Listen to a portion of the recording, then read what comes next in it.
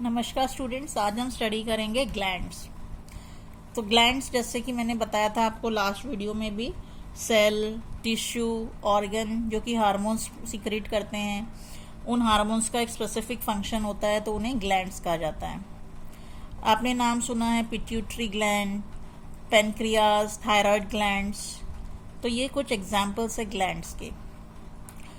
Gland को 2 categories में divide किया गया है, endocrine gland and exocrine glands.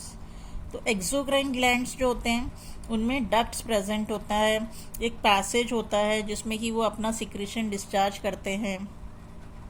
जैसे कि हमारा सेबेशियस ग्लैंड जो होता है स्किन के अंदर, सलाइवरी ग्लैंड्स बक्कल कैविटी में, gastric glands the walls of the stomach, ये एक्सोक्राइन ग्लैंड्स हैं।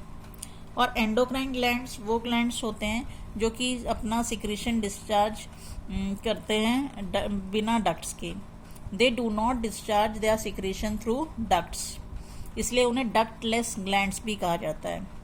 ये अपना सिक्रीशन डायरेक्टली ब्लड के अंदर ही सिक्रीट करते हैं और इन सिक्रीशंस को कहा जाता है हार्मोन्स। और हार्मोन्स की क्या कैरेक्टरिस्टिक्स है ये मैंने आपको लास्ट वीडियो में बताया ही था कि they are secreted in small amount, they are chemical messengers, they are target specific. उनका एक्शन जो होता है वो लॉन्ग लास्टिंग होता है, तो या तो वो एक्सेलरेट करते हैं किसी वर्क को या फिर इनहिबिट कर देते हैं। तो the pituitary gland, thyroid gland are few examples of endocrine glands. तो हमने डिफरेंस देखा एक्सोक्राइन ग्लैंड का और एंडोक्राइन ग्लैंड का। एक्सोक्राइन ग्लैंड्स में डक्ट्स होते हैं जिनके थ्रू उनका सिक्रीशन पास होता है या आगे बढ़ता है, लेकिन एंडोक्राइन ग्लैंड्स को डक्टलेस ग्लैंड भी कहा जाता है। इनके पास डक्ट्स नहीं होते हैं, तो ये अपना सिक्रीशन डायरेक्टली ब्लड के अंदर ही पोर कर देते हैं। ब्लड स्ट्रीम से ही इनका सिक्रीशन जाता है और इनके सिक्रीशन को कहा जाता है हार्मोन्स।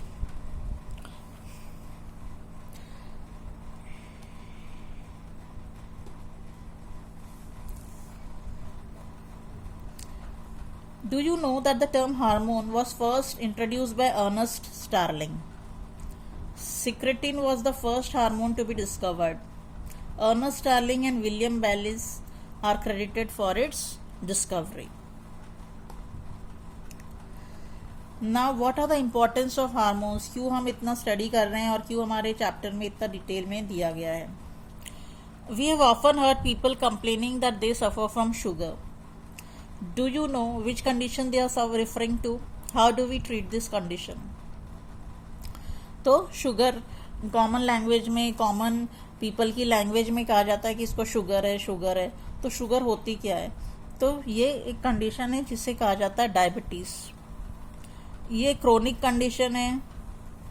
एक्यूट मीन्स जो कि शॉर्ट ड्यूरेशन के लिए होती है एंड क्रोनिक कंडीशन मीन्स जो लॉन्ग ड्यूरेशन के लिए होती है। तो ये भी एक लॉन्ग ड्यूरेशन कंडीशन है, characterized by high level of sugar or glucose in the blood. What is the reason of increase of sugar in the blood? How are often activities such as sleep, hunger, stress, body temperature etc. regulated? तो ये सारी activities हमारे body में कैसे regulate होती है?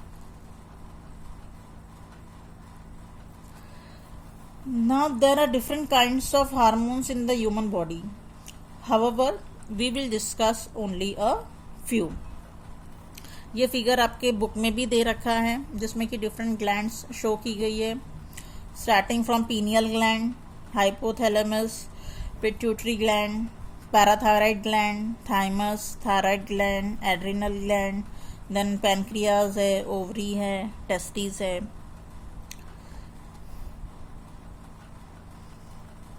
Pituitary gland, it is a tiny gland located near the hypothalamus of the brain.